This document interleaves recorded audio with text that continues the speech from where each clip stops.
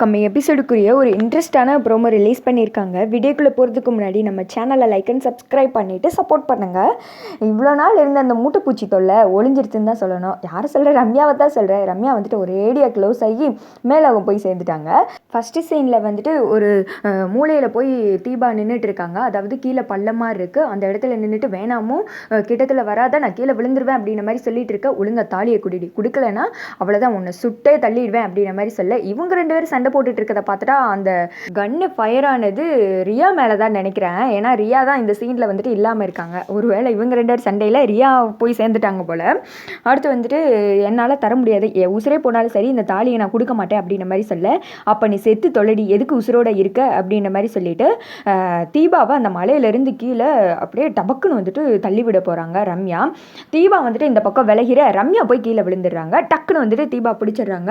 அம்மோ கீழே விழுந்துடாத அம்மோ, என் கையை பிடிச்சிக்கோ, கீழே விழுந்தனா அவ்வளோதான் அம்மோ, எப்படியாவது கையை பிடிச்சிட்டு மேலே வந்துடும் அப்படின்ற மாதிரி சொல்ல, சி கையை விடுறி, உன் கையை பிடிச்சிட்டு உன்னோட தயவில் நான் ஒன்றும் உசுரோட வாழணும்னு எனக்கு அவசியம் கிடையாது. நான் யாரு நினைச்சேன்? ரம்யாடி, உன் தயவுலலாம் நான் வந்துட்டு வாழ மாட்டேன், என் கையை விடு அப்படின்ற மாதிரி சொல்ல, வேணாமோ இப்படியெல்லாம் தப்பான முடிவெடுக்காத, வேணாம் ப்ளீஸ் வந்துரு அப்படின்ற மாதிரி சொல்லிட்டு இருக்க. இதெல்லாம் வந்துட்டு ஐஸ்வர்யா பார்க்குறாங்க.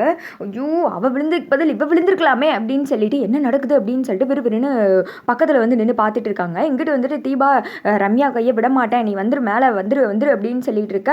நான் வந்துட்டு நீ உதவி செஞ்சு வாழ்ந்தேன்னா அந்த வாழ்க்கைக்கே நான் அர்த்தம் கிடையாது. நான் எப்பேற்பட்டவோ போய் நீலாம் உதவி செஞ்சு நான் வந்துட்டு உசுரோட வாழணுமாக்கா, அதுக்கு நான் செத்தே போலாண்டி, என் கையை விட, நான் சாகுறேன், நான் யாருன்னு தெரியும்ல அப்படின்னு சொல்லிட்டு டக்குன்னு தீபாவோட கையை விட்டுட்டு ரம்யா பள்ளத்தில் விழுந்துடுறாங்க. அம்மூ அப்படின்னு சொல்லிட்டு தீபா கத்த அப்படியே ஒரு மாதிரி அதிர்ச்சியிலே நின்றுட்டு இருக்காங்க. இந்த சைடு பார்த்தீங்கன்னா ஐஸ்வர்யா தீபாக்கு பின்னாடி வந்து நின்றுட்டு இருக்காங்க. நீ உசுரோட வந்தேன்னு வச்சுக்கோ, என்னால் அந்த வீட்டில் நிம்மதியாக வாழ முடியாது, அதனால நீயே செத்துரு அப்படின்னு சொல்லிட்டு தீபா மேலே கை வைக்க திரும்பி பார்க்குறாங்க. நீயா அப்படின்னு சொல்லிட்டு பார்க்க, நீயே செத்துரு அப்படின்னு சொல்லிட்டு தீபாவை அந்த குழியில் வந்துட்டு தள்ளி விட, அப்படின்னு சொல்லிட்டு தீபா போய் விழுக, இப்போ தான் வந்துட்டு மனசே நிம்மதியாக இருக்குது, போய் சேர்ந்துரு அப்படின்னு சொல்லிட்டு விறுவிறுன்னு ஐஸ்வர்யா அந்த இடத்த விட்டு ஓடுற மாதிரி காமிச்சிட்டு இருக்காங்க.